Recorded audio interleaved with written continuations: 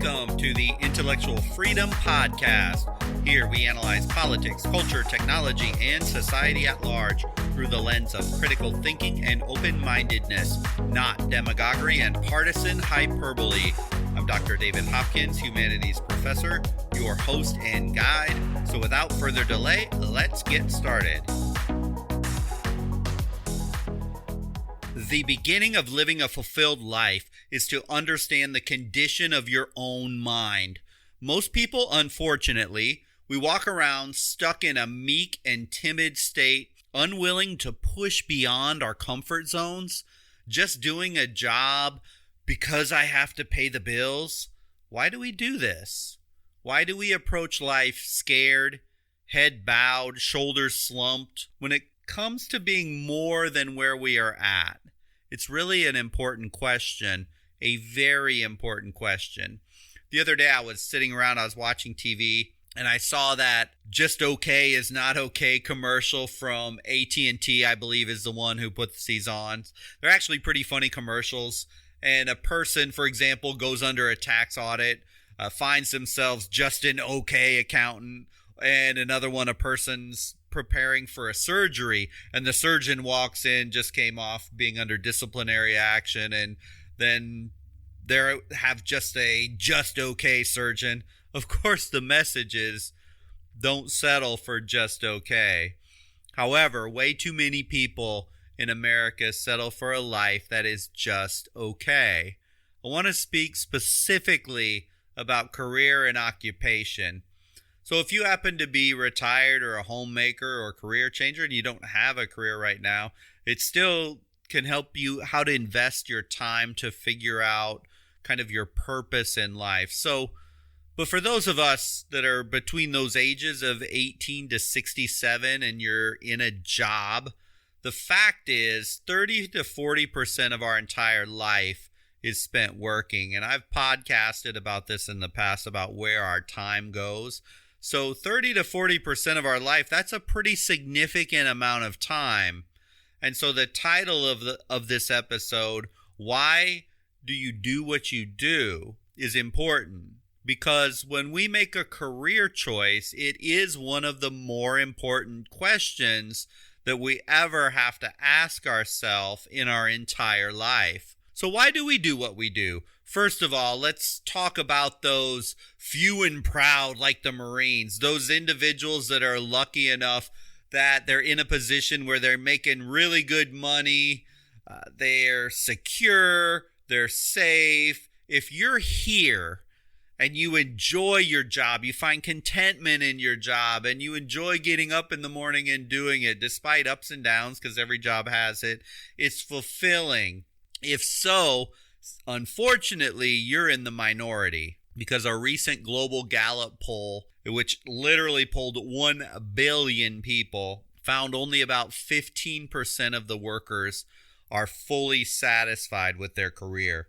The rest of us, the rest of the country, and even the world are in some state of, yeah, it's pretty good, I kind of enjoy it, to, yeah, it's okay, I could do with it or do without it, to downright on the opposite extreme, just flat out hate their job and they would do anything to switch out somewhere. So what is your situation right now? Are you in a survival situation? Maybe you already know that where you're at as you're listening to this is just a temporary spot. Maybe COVID-19 put you on layoff mode. Maybe you're just in a survival job. You're a college student. I would say it's amazing. Over 80% of the college students now are working somewhere, at least part-time. Some are even working full-time. But you know that position is not your dream job. It's there to help survive. Or more importantly, is it for money? You hate your job, or you're just okay with your job, but you really look forward to the weekends. You really, really look forward to vacations, but you make good money.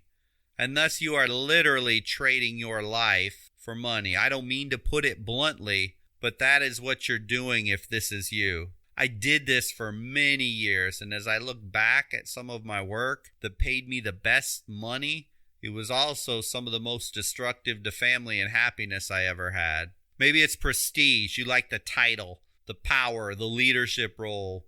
Or maybe some of you like the travel, the whatever. I don't know what it is for you. I've had a number of these positions too. They seemed really big and they seemed really important at the time. And the responsibilities, just like, and all that prestige that came with those jobs, just like money, they fade over time. Or maybe you just simply don't know what in the world it is you want to do.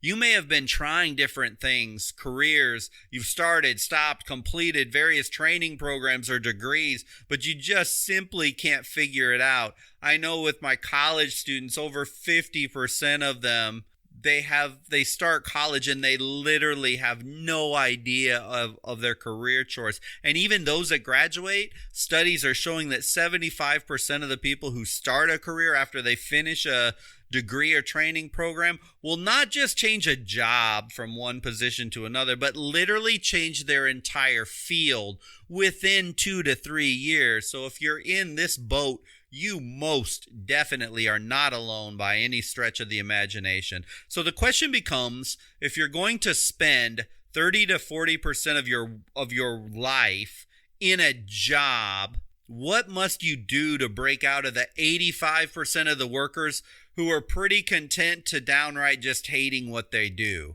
It isn't easy. Our modern culture is really, if we analyze this, it's set up to keep us pretty happy and content. Just enough to stay in a job. With all due respect to the corporate culture of America, it is one of providing enough. Just enough to keep workers and employees content enough with the perks, the benefits, the salary, the vacation, so that you don't up and leave them and go down the street and do something else. The forces of supply and demand that drive what a company will offer, and the goal of human resources is to balance getting the best talent with what they can get at the best price that they can get it. None of the corporate culture is one of personal self-actualization for the worker. It just isn't. Regardless of what they might say, regardless of the flashy brochures they might hand out at a job fair, it is not in the corporate culture to help you reach your best self. The job of the corporation is to keep you okay. If they can do it better than okay and keep you there, and it's reasonable financially, they'll do that too. It's not that they're evil, but if you think about it, even those of you incredibly content in your job, can or will your employer bring you to a level of self-actualization? And I suppose I should probably define this term since I've now used it twice. What in the world is what is self-actualization?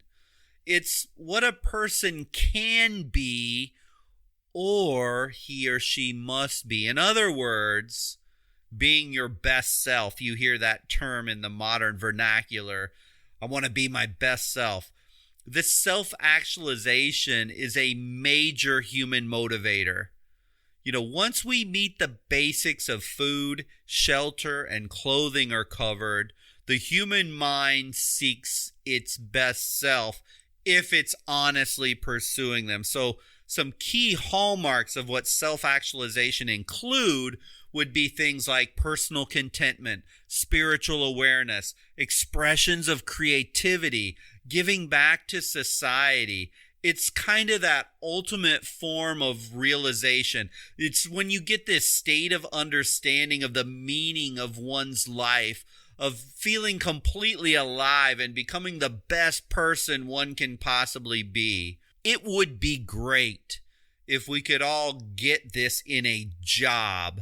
But let's be real.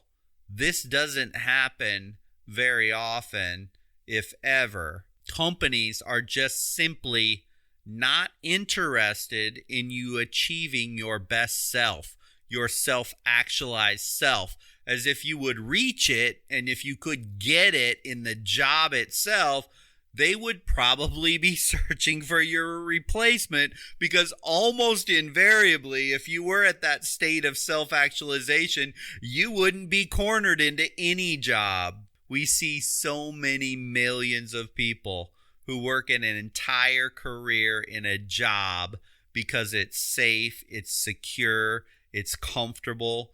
They were treated pretty darn good all of the time. This is all a company wants. Keep talent at the lowest output by the company for as long as they can keep it. I often think about those billionaire owners like Jeff Bezos or Bezos. He's always talking about caring deeply for his employees, developing his employees to his best self. You hear him talk about society, and he talks about giving to the community so they can reach their very best self.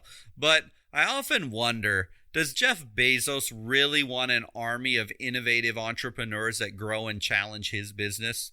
The cynic in me says, no way. He wants them achieving or feeling happy enough to be content in their job. But he doesn't really want each employee to reach their highest self. So it's actually at the end, we have to get this mindset that it's our own personal responsibility in the end for each of us to pursue it. A degree, a business, an owner, a president, a politician, they cannot do this for us. But back to the conversation at hand. When we think about it, the epitome of a quote-unquote good company is one where the employee is satisfied just enough to stay. How many unfulfilled people traded all their time in the prime years of their life for that secure paycheck because it made them feel just okay, or my company's pretty darn good. It's a pretty darn safe place. It's a good place to work. These are not superior. These are not wonderful words of greatness, of self-actualization. It's that life like the AT&T commercial, just okay. Yet, is this and should this be the goal of the individual, not the employee, but the person occupying the position? I would argue it's not.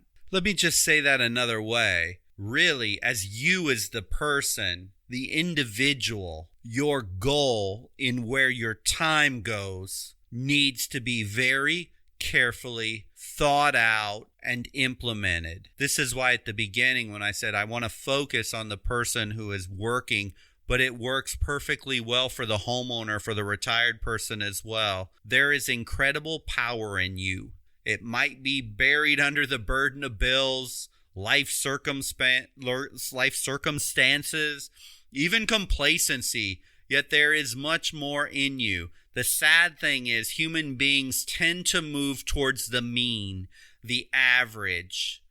I would argue you need to challenge this and go against the status quo of just going to a company because it's just okay, or investing your entire life doing something that's all right. It's not bad. It's not good, but it's got a paycheck and it's got health insurance and a 401k plan.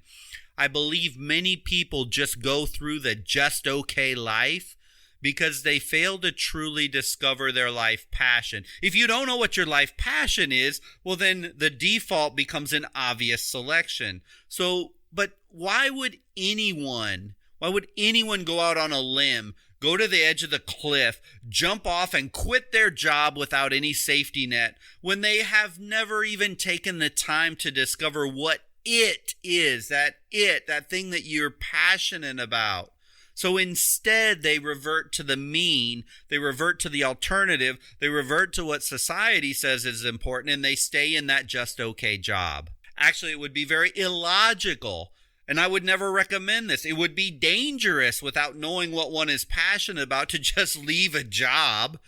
So thus, the unexamined life quietly, meekly walks people through a career with everything just okay, with some good times and bad times, but mostly just sort of out there times. Let me, as gently as I know how to say this, it is not okay to zombie walk through life without taking the time to understand and utilize the best characteristics of who you are in new, vibrant, creative ways. No matter what your age, no matter where you are at life, you need to invest time to figure out how to reach self-actualization. I can only tell you this. The person who doesn't know who they are, doesn't even care enough to spend enough time to figure it out, will have much regret at the end of their life. I find this true in myself, as when I look back, I spent way too much time chasing money,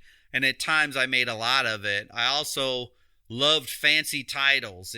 Sadly, it fed my ego. I was an academic dean, vice president of academic affairs, chief academic officer, chief learning officer.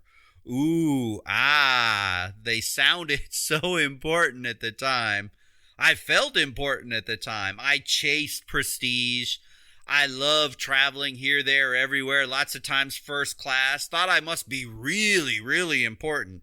But in the end, I finally realized it wasn't worth it at all. Physically, I was unhealthy. Psychologically, I was only career and money focused. Mentally, all efforts went into corporate things. If I could give back much of the money and the titles and the prestige I earned in exchange for that time I gave up, I would do it in a heartbeat.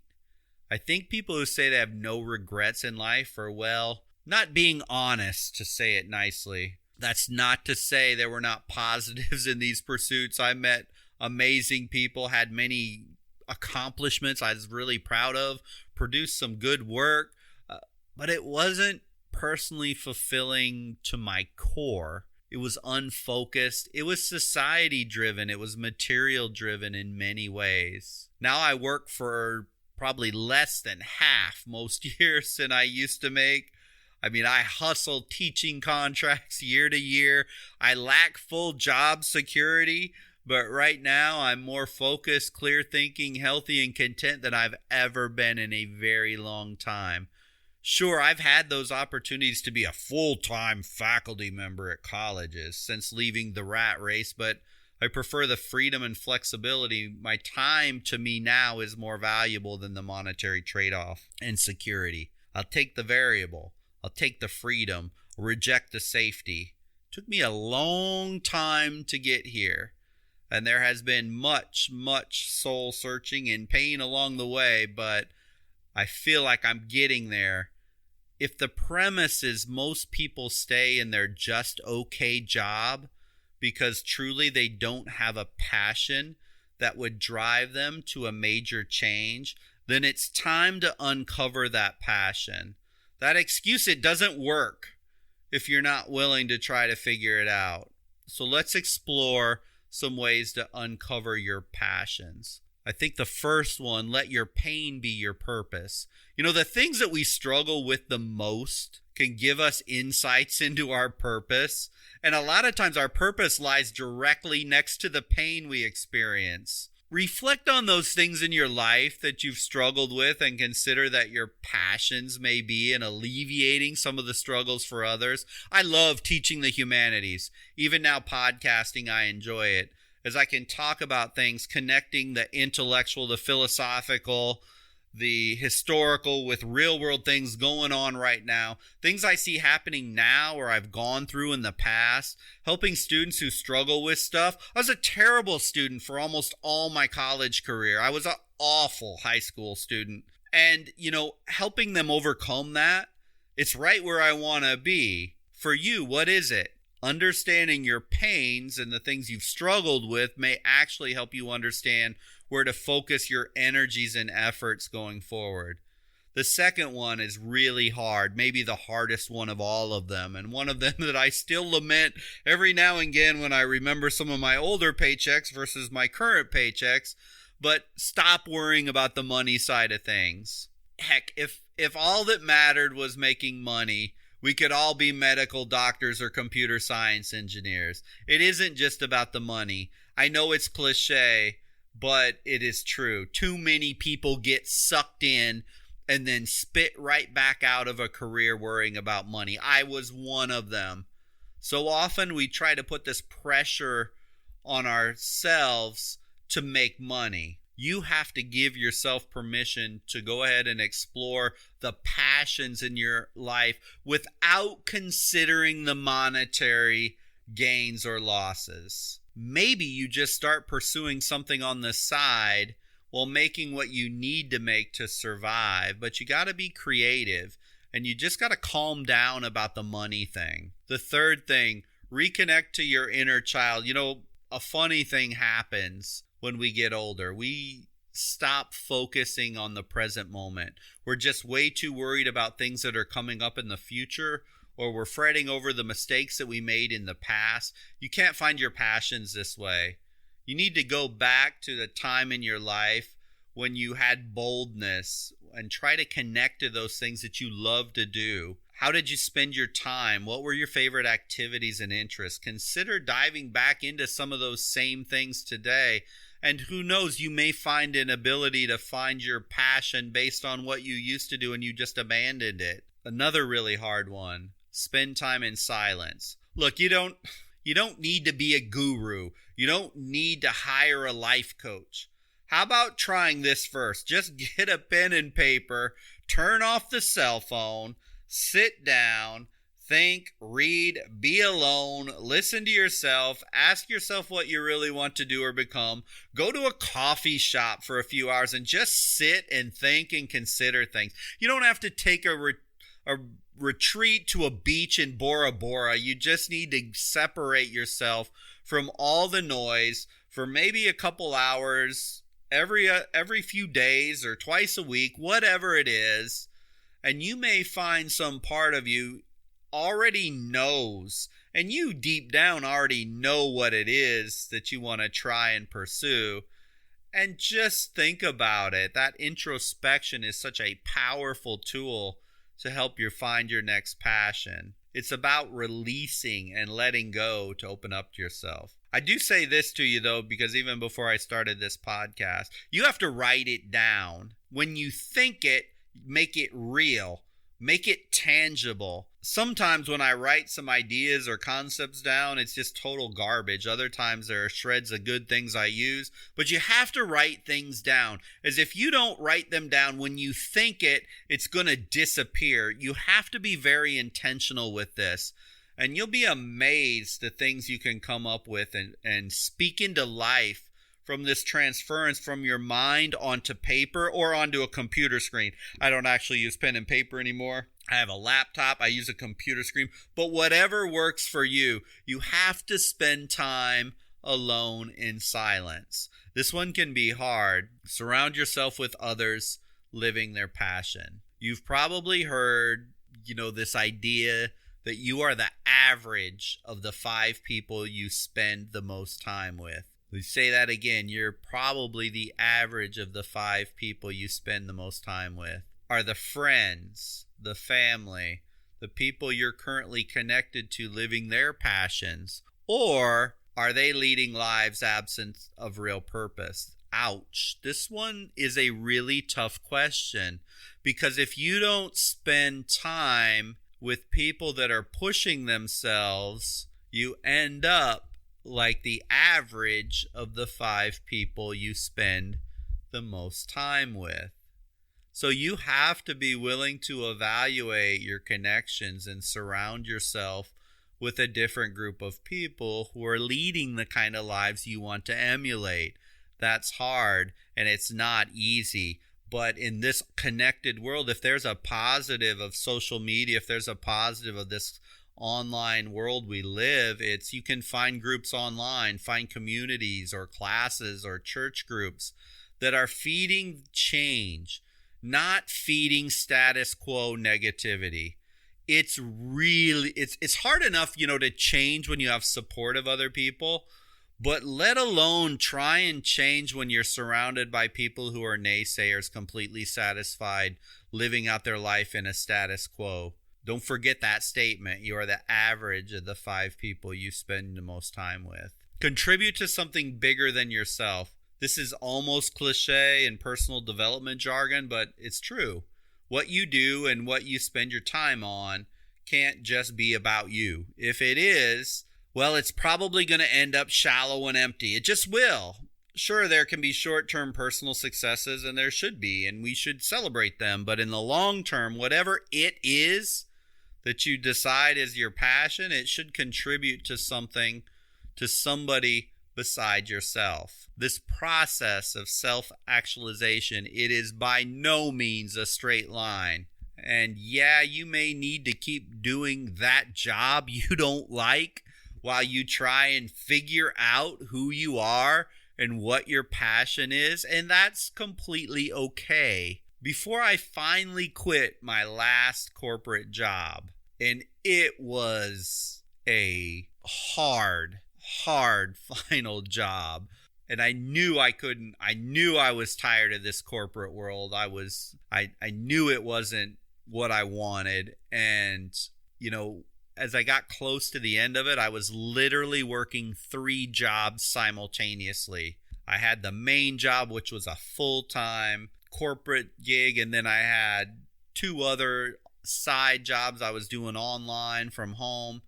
And I was doing this for almost 8 months.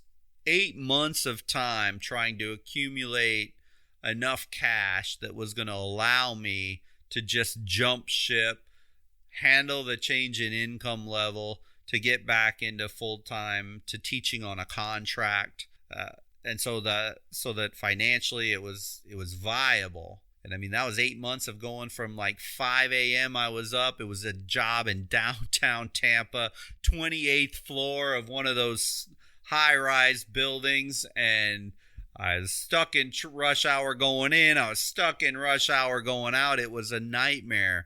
But that was what I had to do to put myself in a spot where I am now. And I don't know what it is for you or what it would take, but you have to figure that out on your own. But you're not going to figure it out if you don't go through those steps and those processes that I just talked about. Because at the end, when you get to the end of life, whenever that might be, what did you trade your time for? What did you pursue from a career standpoint? And why did you do it? If at the end of your life you say you spent 30 to 40% of your life in a job, well, because I had bills to pay, that's not good enough. That's not good enough. You have so much more that you could do. Did you maximize, and you need to maximize your time, not just for yourself, but for your family, for your friends, and for others? It's such an important question. Why we do what we do. You need to be able to answer that question. And then when you can answer that, you have discovered what a self-actualized life looks like for you. And only you can answer that question, and only you can explore it. And oh, by the way, if you live a just okay life all the way through and never change, that's also on you too. It's not on society. So hopefully in hearing this podcast, it will spur some of you to go out there and start trying to figure out why you do what you do, and if necessary, make the plunge and start the change. Thank you for listening to the podcast today. I hope you found value in this topic. This episode was all about you and understanding why you do what you do, and even more importantly, pushing yourself out of the comfort zone into a more fulfilling life. Remember, I generally publish new episodes every Monday and Wednesday, so if you click like or follow, you'll be alerted when new episodes come available. Until the next episode, I hope you have a wonderful week.